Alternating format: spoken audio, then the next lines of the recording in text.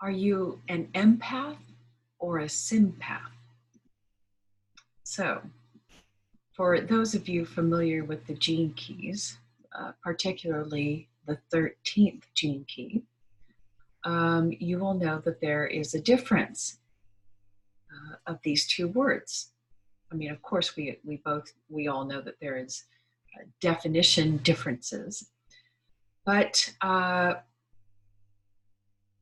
we in the spiritual community, when we talk about ourselves as being empathic, I am pretty darn sure 99.9% of the people are actually sympaths, not empaths, because here are the different meanings of the words. So sympathy, the prefix sim, means along with. We are feeling along with others. And empathy, prefix m, means inside of another, where the you is gone and you literally become the other. So I think, and why am I bringing this up? Because in working with the sage over the past year, getting these energy reports, these themes, the words that I've been given, they are not my language. I mean, of course, my English language, but not words that I readily use or commonly use. And I've learned how important it is, the discernment in using the correct words to describe something.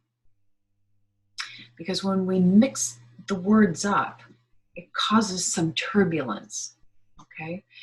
So we have a lot of people saying, I'm empathic, when I think they're sympaths.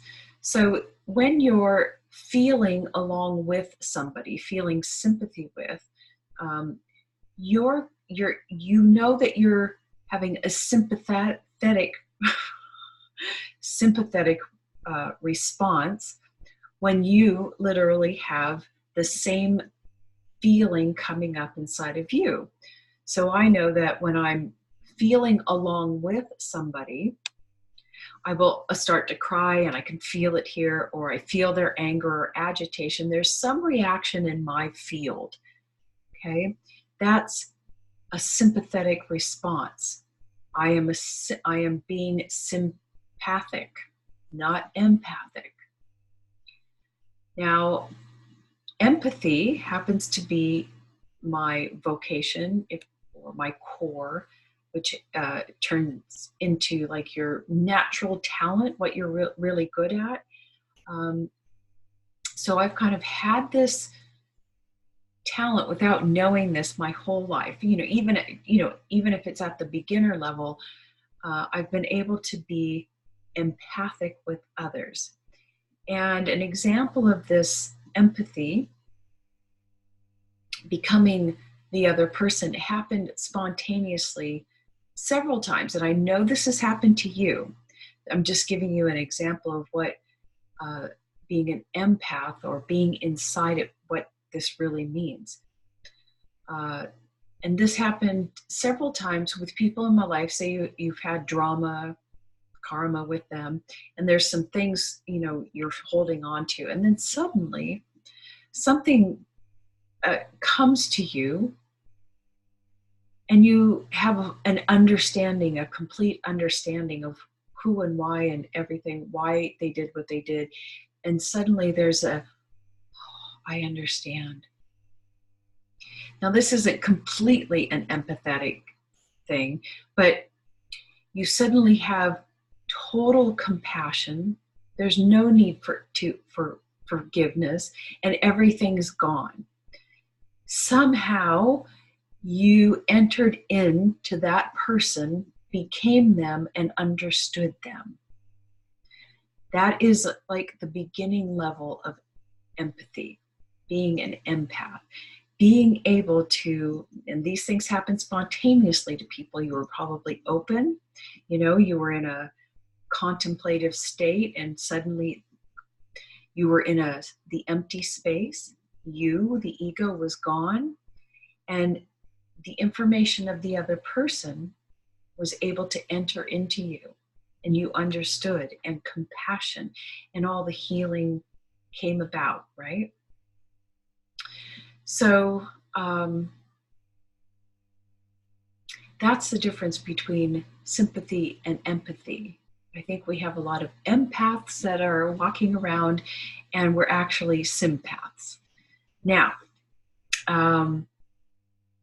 when I was having some experiences last year of unity consciousness, and I really understood and I understood what it was like to experience empathy. Because during those, experiences, I was becoming the bird, or whatever I was looking at, I was becoming. And I felt and received, like I could feel how their bones felt. I was them as the bird or that thing. I suddenly had the history, okay? And I thought I would practice empathy, this training my empathetic talent here. And I thought I would try it on a very popular, controversial figure in the United States, our POTUS. So I did a little empathetic reading on Trump. And so I had to get myself totally out of the way. And I didn't do it for very long, because once I did get in there, I don't even know the right vocabulary to use, but once I got there and was starting to get information and understanding, it sort of felt like it's a privacy issue or something. I felt like I need to step back. Anyway, this really does work. Empathy, this tool, this being able to become another person, to step inside fully into the consciousness of another by dropping your own. What a great tool this would be for conflict, for communication, for relating with others. This is the whole reason why I'm bringing this up. We don't want to walk around and simply just feel with the other and react to it. We want to know why. We want to have total understanding so that compassion can rise up, and we can see the difference between their true nature and their egoic structure that's controlling them. That brings a level of total understanding and compassion that you just don't know until you do it, and it happens. So I didn't know what to expect. I've never really done this before on someone really intentionally. So I didn't know what kind of information I was going to get when I was doing Trump. That sounds terrible. Anyway, got in there, and suddenly just stuff downloaded. And I understood. And this is information that I haven't heard from any other psychics or whatever, prognosticators, about why he ran for president, motivations, anything totally different. So here's what I got. I know you're waiting on the edge of your seat. And I have total compassion for this man now, understanding, even if the information is wrong. So what came to me was this whole idea of running for president was a scheme. Let me back up. What I saw, because all of this came in like, what do they call that? A block of information. So it had many layers, like everything all came in. This egoic structure, this personality that you see on the stage in front of you, is not the real Trump. What I saw was this young boy being totally built by his father. ideas and constructs and beliefs of the father. This little boy, oh, now I'm going to cry, had no chance. He was basically built. His entire egoic structure built by the father and, the collective, materialistic, and in that world. He didn't have a chance. So he was built to be this way, this money, money, money, blah, blah, blah. And underneath, I felt that this isn't what he wanted. This is not the life he wanted to live. It's not the life he wants to live. His family life is extremely important to him. Oh, does he love his family? But this whole business empire, that's not how he wanted to live his life. Okay? Now, of course, he may not recognize this too consciously. It's all a mixture of subconscious, unconscious. Anyway, I think this is part of the cause of his reactions. What I felt was this disconnect from what he truly wanted in life is now butting up so harshly with the world he's gotten himself into that his reactions, he can't control it. It's just too much. And that really, I could feel that tremendous, there's a sadness there. Wasn't able to live the life that he wanted to. Anyway, so what I saw about his motivation for getting into running for president, it had nothing to do with wanting to make the country great again. It was, he had no intention, he had no real intention of becoming president for any particular reason. He was running for president as a way to avoid or to help with his creditors. He had lots of creditors and things going on financially that were not good. And the idea came, if I run for president, this will put people off, my creditors. It was some scheme having to do with creditors. And I felt the thinking, but I can't verbalize all what I was feeling. And I saw that as it started looking like, oh shit, I'm going to get elected, I had to come up with these funky themes, make America great again. And it just kind of snowballed out of control.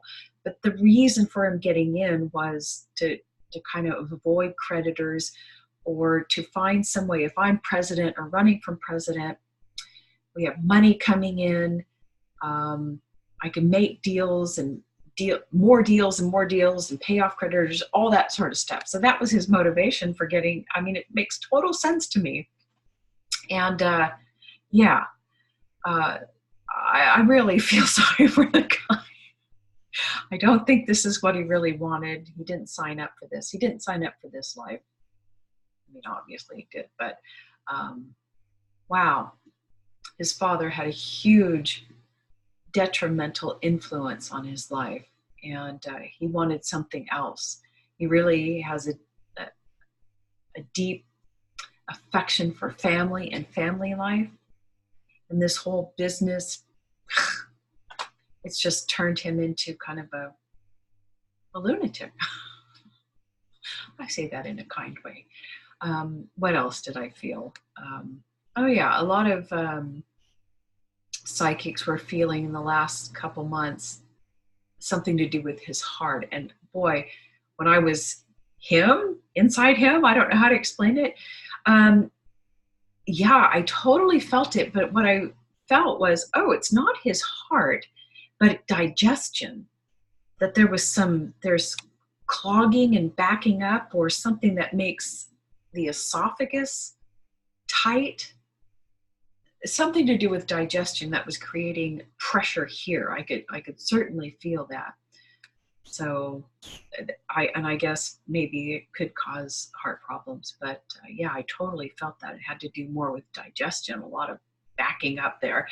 And digestion, he probably is having a really tough time processing